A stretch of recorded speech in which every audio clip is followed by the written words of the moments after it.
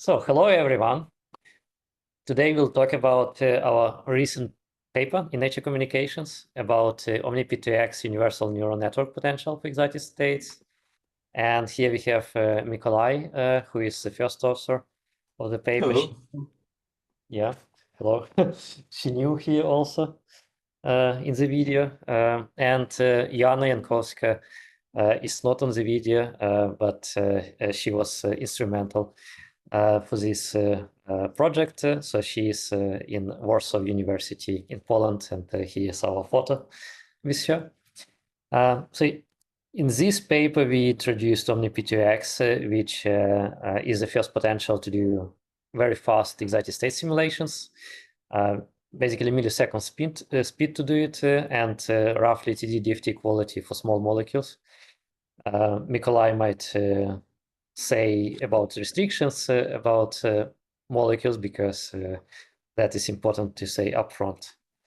Yes, so aside from the obvious restriction with the number of supported elements, which right now is 7, I believe, the training set was composed mostly of medium-sized organic molecules, so up to about 60 or 70 atoms, and from about 10.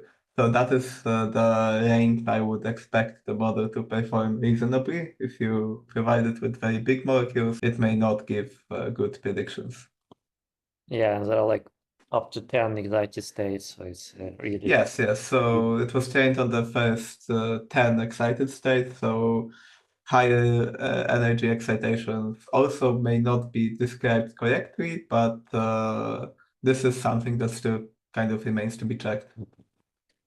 Yeah, so that's why as a first potential, it still has lots of room to improve, but for many small molecules, it really performs pretty well. And then for downstream tasks, as we'll show later, it can be fine-tuned. So which is one of the biggest advantage of it. So the speed, as mentioned, is really one of the biggest advantage of it. And for many molecules, it's approaching TD-DFT quality, even better than semi-empirical methods for UV absorption spectra, which enables high throughput screening. So we have some applications there, which we will not focus much about, but basically it's really, you can screen millions of compounds if you want, especially if you fine tune it, and get better results. And then you can simulate after fine tuning nonadiabatic dynamics, but that's Mikołaj will talk later about. So the data sets, also Xin-Yu was involved in this data set construction. So that's which data set you used. Maybe you can summarize. Yeah. We have collected 4 kind of the data sets, and the largest one is Pumpkin QC data set, and we test these 4 data sets in the MS neural network and check the loss during the training. And we found out that the Pumpkin QC data set has the best quality, so we choose this as the final data set for the OMNI-P2x model. Yeah, and then Mikołaj can explain, because there was lots of data sets. Yeah, we also chose Pumpkin QC due to the fact that it's actually composed of real organic molecules that are chemically relevant. And also, as an auxiliary training target, we added the ANI1 CCX dataset using multi-fidelity learning, or all-in-one learning, as we call it, to improve the quality of the model predictions. Yeah, so I'm showing here this kind of data set composition and multi-fidelity learning also shown on the screen. So basically you combine in one model. So you can use one model to train on multiple data sets produced with different levels of theory, but also with different electronic states, so, which is a very nice way to incorporate information from different data sets, but at the same time produce one model. And I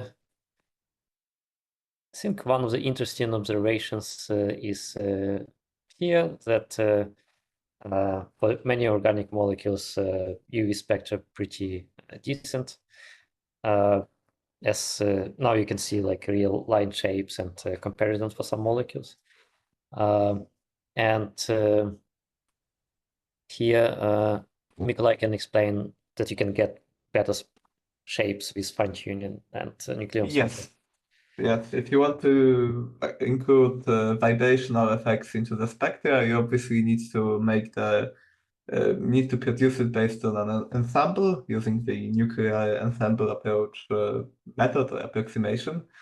And this requires performing computations for excited state calculations for many, many points, usually at least 500, probably it would be better to use several thousand. And OMNI-P2x can be fine-tuned on a very, very limited number of data points, as we see here in the simple case of pyrazine, about 25 data points, or in the more complicated case, 50 data points, which is a data efficiency that is pretty much unprecedented. Previous experiments indicate that you need at least several hundred, at least 100 quantum chemical calculations to train a good model. And by doing this this handful of calculations, you can train the model or fine-tune it, and then later perform predictions on a very large nuclear ensemble of several thousand points and get very high fidelity spectra, which is not really possible without machine learning. Yeah, and the final one is that you can also extend this idea to fine-tune for nonadiabatic dynamics. And here is just some videos, but in principle, the same idea, right? So you just Mikołaj again can explain better. Yes, it is the same idea, but here it is a bit different. We combined the OMNI-P2x model with our active learning group for fine-tuning, which means the process is pretty much fully automatic. You can just input your molecule and set the parameters of the dynamics, and then the fine-tuning process proceeds automatically. The model selects the necessary dynamics, selects the necessary points, and then adds them to the training set, labels them, and the process continues iteratively. Okay, so do you have a tutorial for that? You can look online. So it is open source. You can just install emulatum via pip install emulatum, which is the package which implements also this software and many other things. And there are tutorials how to run all of these calculations. I will switch to the browser view so I can show you more. Let me open my browser and share the screen.